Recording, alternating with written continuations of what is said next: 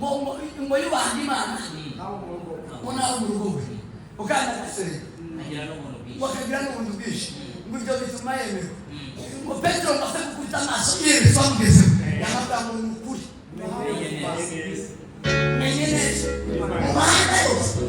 uba Imana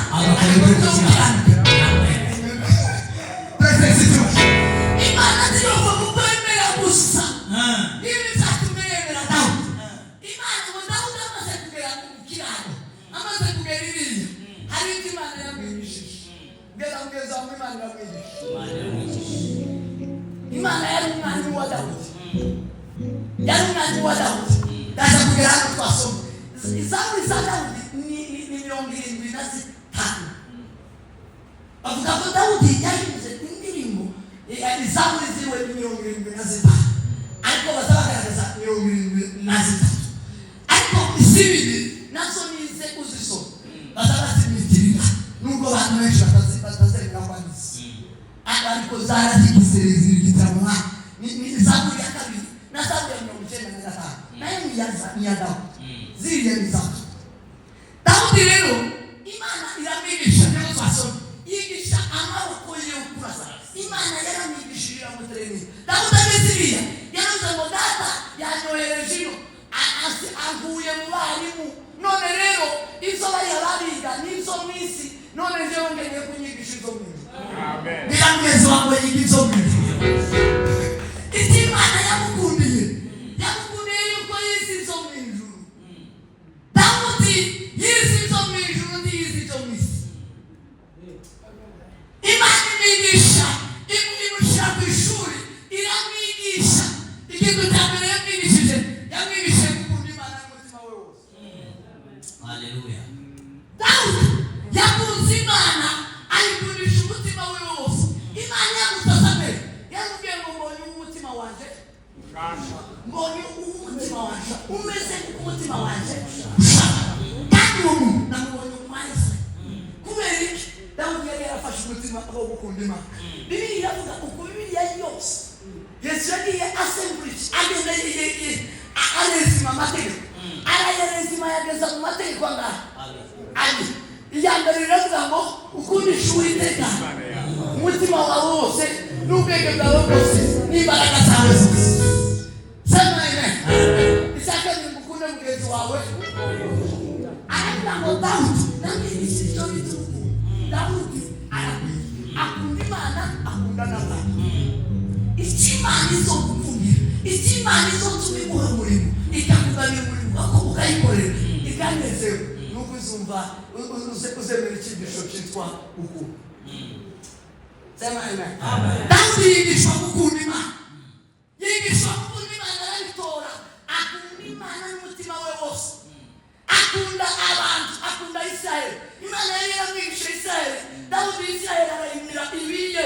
abiye sema amen sema amen mwigishwa gukunda isakari Dawudi yigishwa kwirinda Imana Dawudi yabanye n'Imana y'abandi bose sema amen Dawudi yabanye n'Imana y'abandi Sawuli abandi bakemera Sawuli bakemera na basi nawe iriya mukiraro nawe yabanaga n'Imana mwakemera Imana ngo yiringira Imana yarasi ngo nta kindi cyo kwirinda akazavuga ngo ni wowe niringiye waniringiye Uwiteka ngo bameze nk'umusozi Sinawo utabasha kunyeganyega haleluya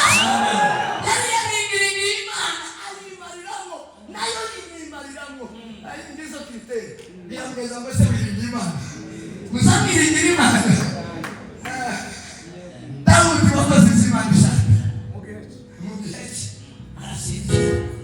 yigishijwe kwiringira Imana akiringira Imana akavuga ngo ariringira Imana ngo bameze nk'umusozi Siyoni uwo musozi wari uzwi uwo bose wa Siyoni utazibashije kunyeganyega arabwira ngo nubwo ndikugira ariko sinyeganyeza sinubura wo kunyeganyeza yakazavuga ngo notinyane sema amen ninde notinya ari kumenya Imana ngo kubera kwiringira Imana icyatatu Dawudi yigishijwe Imana ishaka gose Imana yigishije Dawudi guhimba indirimbo Dawudi yakazanerezererwa Imana akamenya amazi akayibinira Dawudi agashima Imana agahimbaza Imana akavuga Imana mu kiraro n'intama n'ibihuru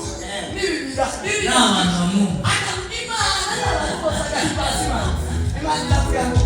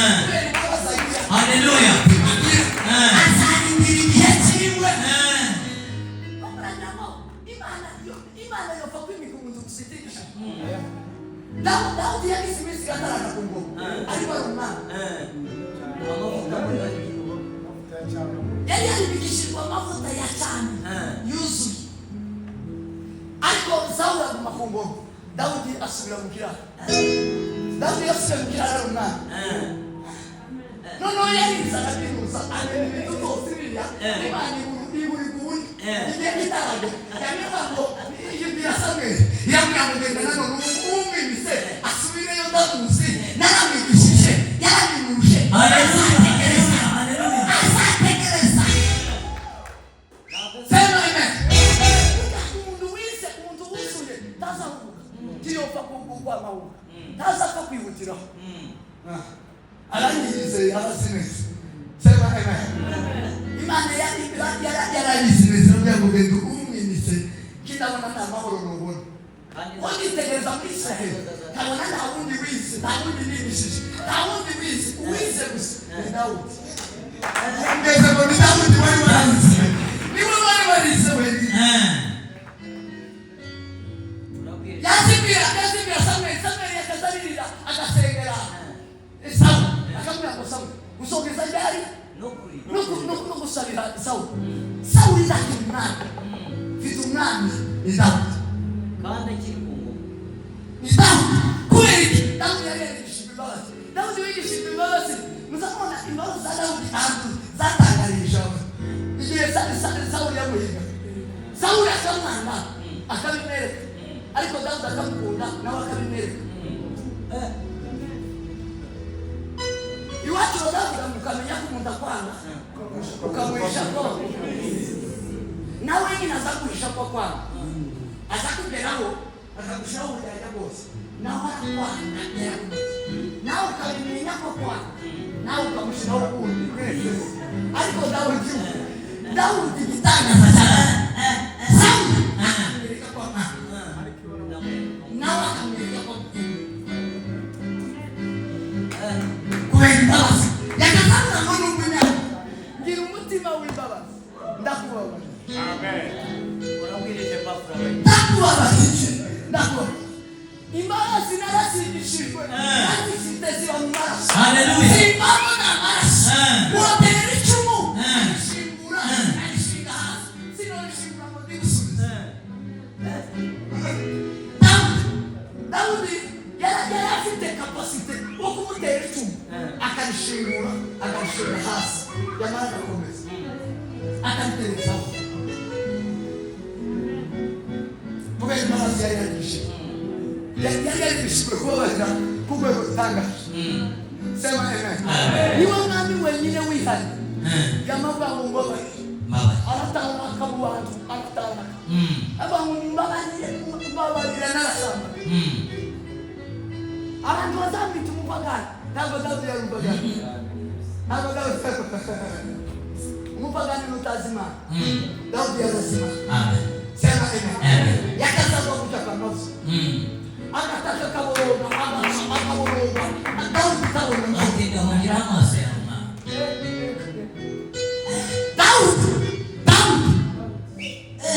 Dawudi wazi kwa kumbuka wera akamwambia Imana akamenya ko icyaha kitumuka yiruka yamamba Imana tumbuka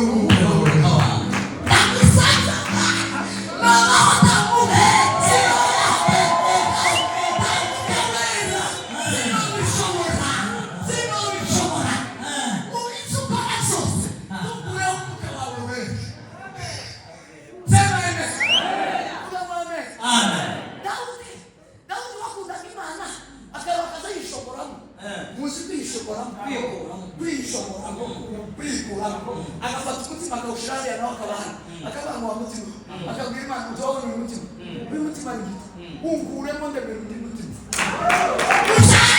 haleluya.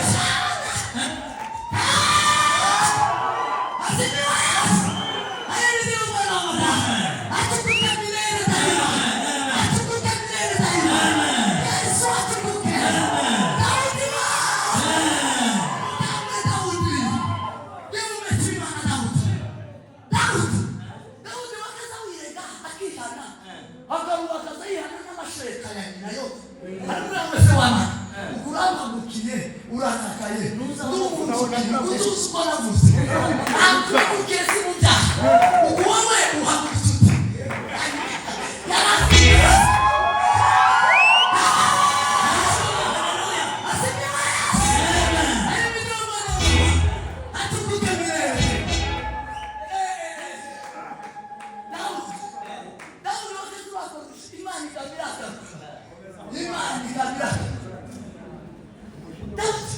Dawudi umugabo w'Imana Dawudi umugabo w'Imana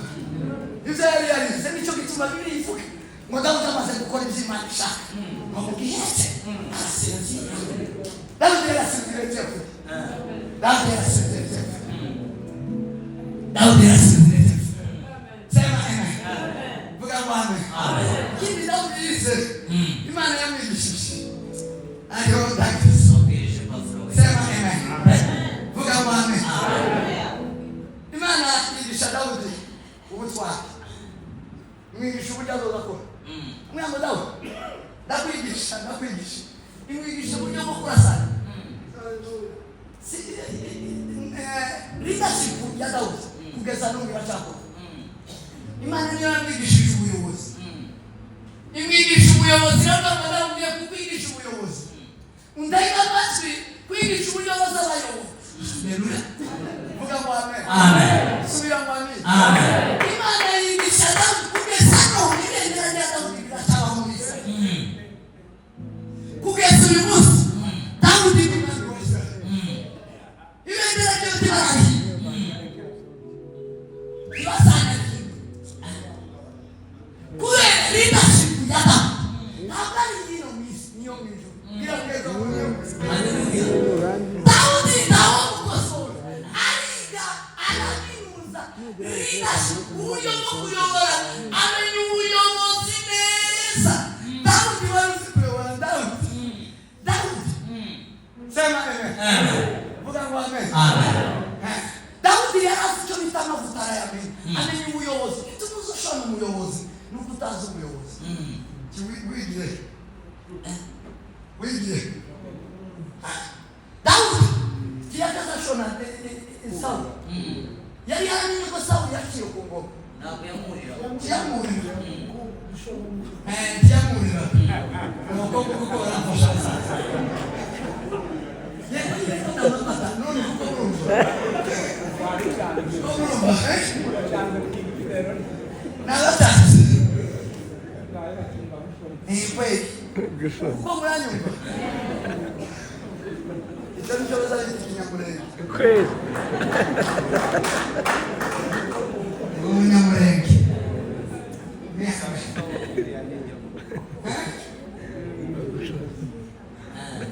tiyekazabogera nukuvuga ngo Dawudi tiyekazabogera amavuta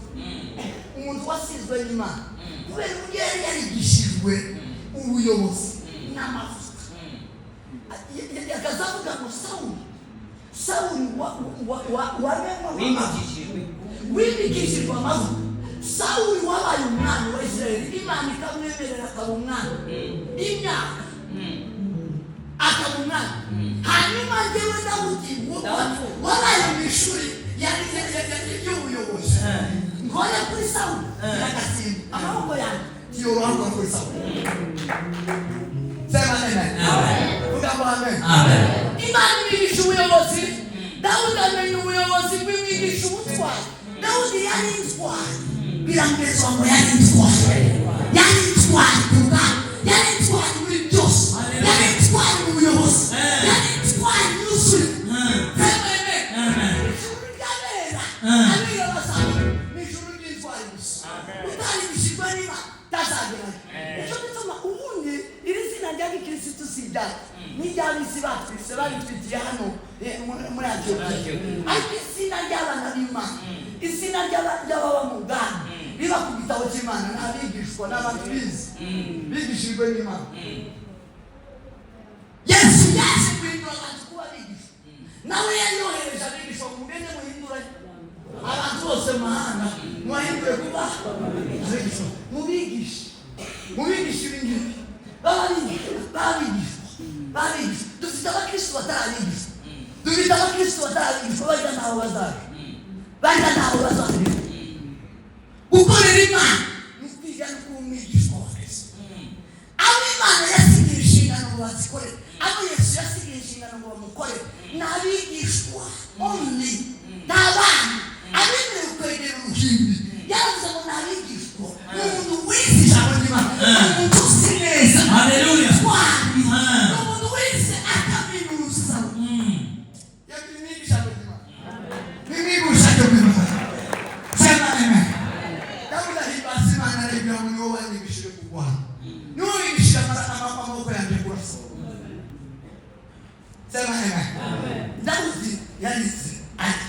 nicyo cyatumye Imana imuhindura udasanzwe. Ejo nzobabwira icyo Imana yahinduye Dawudi akiri mu isi. Sema amen. Vuga ngo amen. Dawudi Imana yigeze kumusezeranya ibintu iriho ikazi imuheza n'izo mu ijuru ataraja.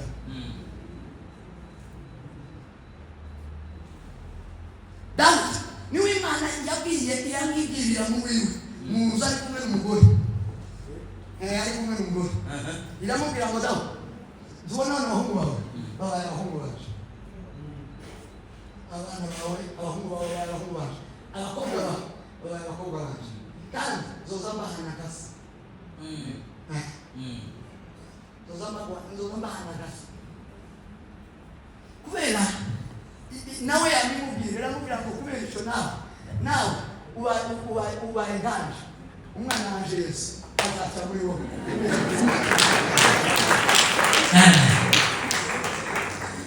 Aramubwira ngo nawe neza uri Imana uri nganje umwana wanje neza azaca muri wowe. Cyo mutamuza mwumva Yesu azamwita ngo Yesu Kristo mwene nibo bantu bashanirije abantu. Umwaka w'umwana ngo aranje bawe nawe aranje bawe ni Dawudi wenyine. Akeneza mbere umwana w'umugisha isari neza turakunda Yesu w'umugisha. Amen. Epafra arabwirije kabisa.